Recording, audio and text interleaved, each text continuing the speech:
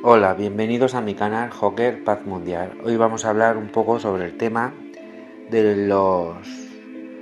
la iglesia enemiga, de los evangelios apócrifos. Bueno, vamos allá.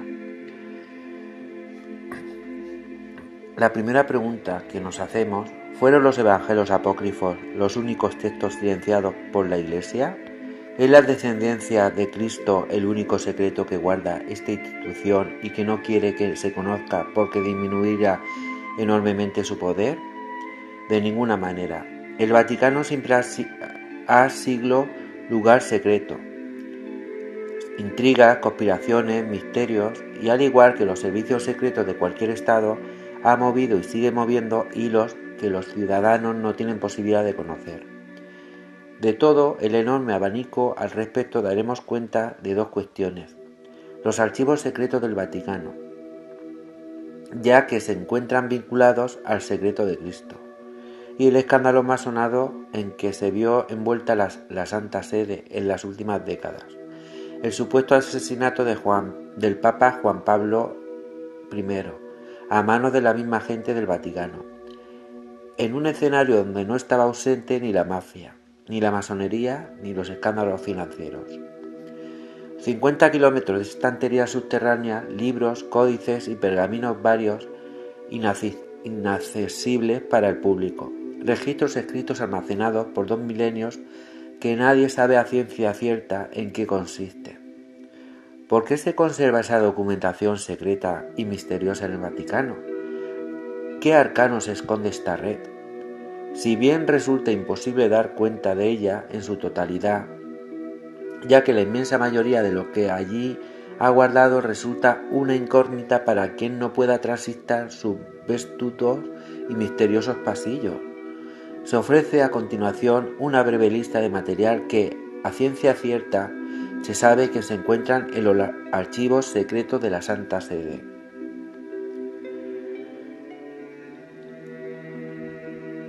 Documentación sobre el cristianismo primitivo, que incluye estudios sobre los rollos del Mar Muerto. El juicio de los templarios, volumen de 1309, acerca del proceso de los caballeros de la Orden del Temple. Se trata de una copia, no de la edición original, pero se la considera absolutamente fidedigna y realizada inmediatamente a la redacción original. El Cismas de Occidente, de 1378 a 1417, con años en los que hubo 3 papas a la vez, cada uno con sus misterios, sus secretos, sus archivos y documentos confidenciales. La bula de Inocencio VII en 1484, con la que promovía la caza de brujas. Todos los libros prohibidos expresamente por el Vaticano a través de su índice, libros que, lógicamente, se han leído y archivado. El índice surgió a raíz de la institución de la Sagrada Congregación de Santo Oficio en 1542, testamento que instauró la Inquisición a semejanza de la ya establecida en España. Sin embargo, es necesario aclarar que la prohibición de impresión, copia y lectura de ciertos libros comenzó con el Concilio de Nicea, donde, por ejemplo, se prohibió y quemó el Talía de Arrio. Toda esta documentación sobre la reforma del calendario romano, del que hoy nos servimos, promovida por Gregorio XIII en 1582. Gran cantidad de material con temáticas normales, eclesiástica, civil y política, y sin duda otra buena parte con temas paranormales. Muchos investigadores, entre ellos Hood de Saint George de Mata, coinciden en que los archivos secretos tienen muchísima documentación sobre la fenomenología paranormal y particularmente sobre parapsicología, lógicamente fenómenos de ese tipo registrados. Por ejemplo, en el siglo X no se expondría como fenómeno parapsicológico, sino como anatema o milagro. En los siglos posteriores, el mismo fenómeno sería vinculado a la brujería.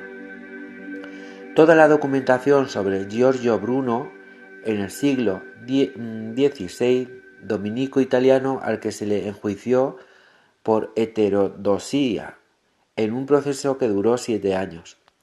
De este último hecho, solo se conserva un sumario de 55 páginas que fue hallado en 1940. Dentro del sector catalogado como archivo de miscelánea, se encuentra todo el proceso acerca de la monja de Tercera Orden del Santo Domingo, Cristina de Robales, llevado a cabo en el siglo XVI, que da cuenta de posesiones diabólicas, estigmas, apariciones, fenomenología, que hoy se considera puramente parapsicológica, como la levitación y la telepatía. Textos procedentes de países no cristianos visitados por misioneros. Por ejemplo, en el siglo XVII, los jesuitas que encontraban misionando en China mandaron una cantidad verdaderamente asombrosa de material. Documentos acerca del juicio de Galileo en el siglo XVII. Cartas de Pío XII que desvelan datos de la relación del Vaticano con Hitler. Los archivos secretos fueron abiertos a la investigación, en parte y por primera vez en 1881. Desde entonces se han publicado y analizado diferentes libros y documentos. En los últimos años se está procediendo a microfilmar, grabar en vídeo y, por supuesto, archivar en computadoras. El Vaticano abre sus archivos secretos. El Vaticano anunció que el 15 de febrero abrirá parcialmente sus archivos secretos de la época previa a la Segunda Guerra Mundial. Los documentos, que estarán disponibles para aquellos investigadores que eleven una petición oficial, cubrirán el periodo de 1922 a 1939. De esta forma, la Iglesia Católica quiere limpiar el nombre del Papa Pío XII, acusado por organizaciones judías de haber hecho muy poco para denunciar el Holocausto. Durante los años previos a la guerra, quien luego sería Pío XII se desempeñó como embajador vaticano ante Berlín. Los primeros 640 documentos que se pondrán a disposición de los estudiosos el próximo año cubre las relaciones entre la Santa Sede y Alemania desde 1922 hasta 1939. Sin embargo, el Vaticano dejó constancia que muchos de los legajos del periodo de 1931 a 1934 fueron prácticamente destruidos o dispersados durante los bombardeos aliados contra Berlín y por un incendio, informa la agencia de noticias Reuters. Entretanto, los documentos que abarcan el periodo entre 1939 y 1949 y que trata sobre los prisioneros de guerra saldrán del archivo de una segunda instancia. Los materiales que contienen información sobre las relaciones entre Pío XII y Alemania hasta su muerte en 1958 serán puestos a disposición de los estudiosos 3 años. El Vaticano siempre ha defendido la posición de Pío XII, explicando que su silencio se debió al temor de poner aún más en peligro la vida tanto en católicos como judíos.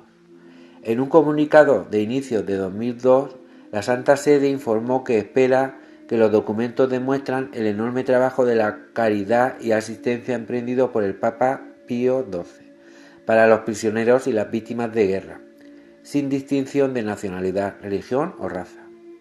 Este anuncio llegó tiempo después de que los estudiosos judíos y católicos que examinaban los documentos suspendieran sus actividades porque el Vaticano no abría sus archivos de forma completa.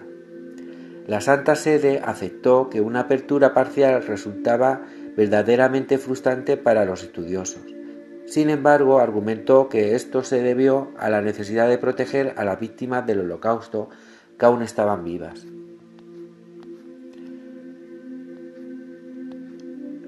Según informa el sitio oficial del Vaticano, el Sirinum, escritorio de la Iglesia Romana, que se servía a la vez de la biblioteca y archivo, data de fines del siglo IV.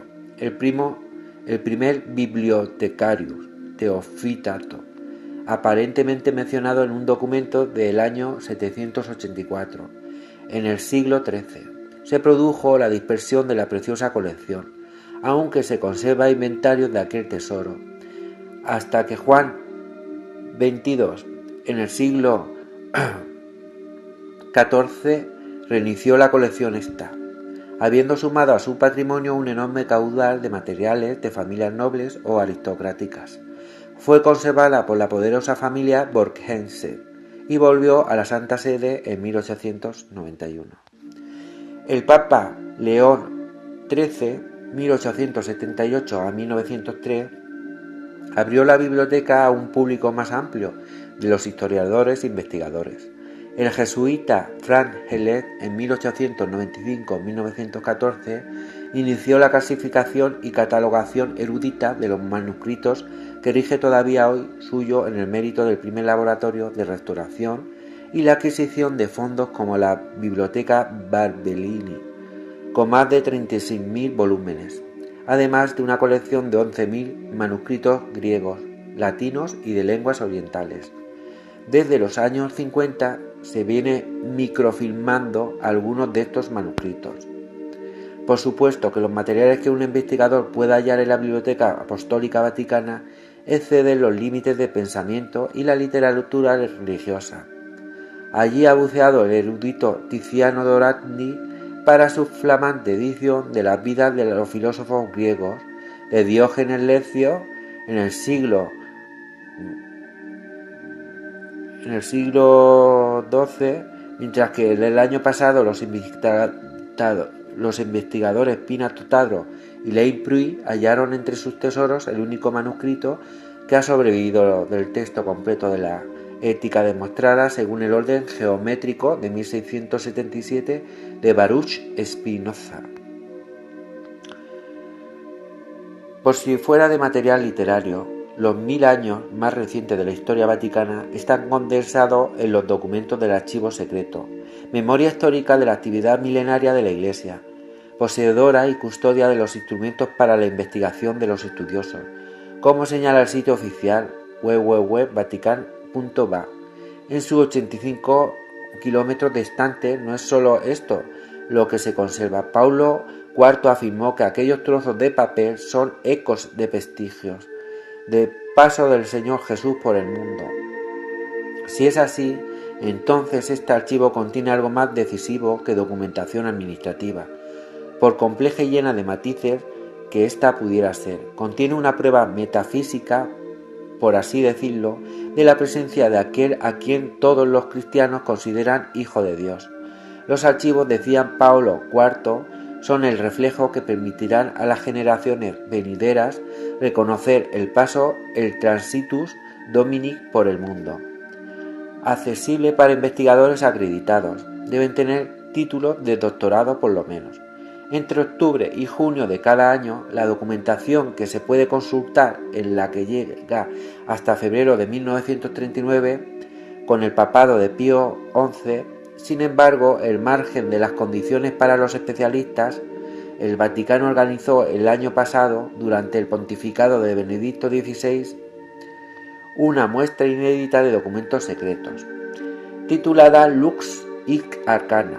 La muestra comprendía cartas, manuscritos, órdenes y condenas y diferentes autógrafos de los más curiosos personajes, desde documentos de los casos de Giorgio Bruno y Galileo hasta cartas en las que María Antonieta, la reina de Francia decapitada tras la Revolución, revela la profunda insatisfacción de su matrimonio.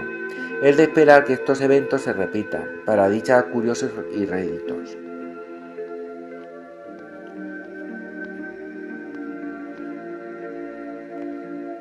Bueno, esto es todo. Esto es lo que quería yo dar un poco a conocer, porque me parece muy interesante. Quería compartir con vosotros. Y ya de hecho también dejaré en el vídeo de exposición de este vídeo imágenes al respecto de lo que los he comentado sobre la Biblioteca Secreta del Vaticano, algunas cosas, pero bueno, un abrazo para todos.